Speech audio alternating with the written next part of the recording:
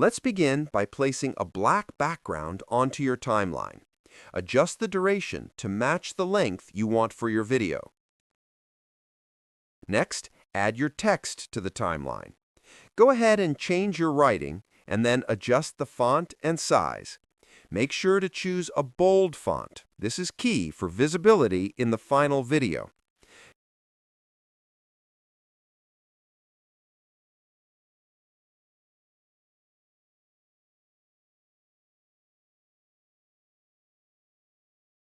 Now sync the text duration to exactly match that of the black background.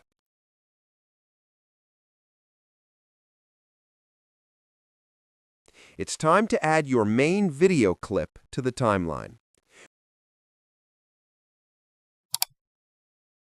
With the video selected, go to the Blend Mode settings and set it to Darken.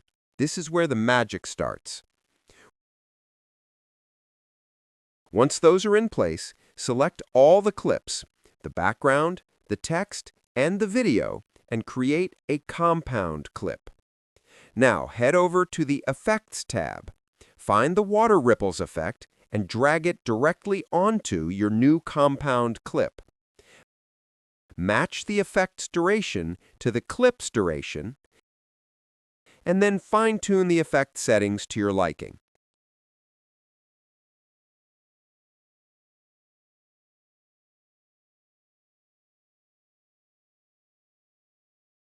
After setting up the effect, let's create another compound clip to solidify our progress. Finally, for a more professional and striking look, we'll add a mask. Go to the Mask tab, select the Split Mask, and then adjust the feather settings to blend the edges smoothly.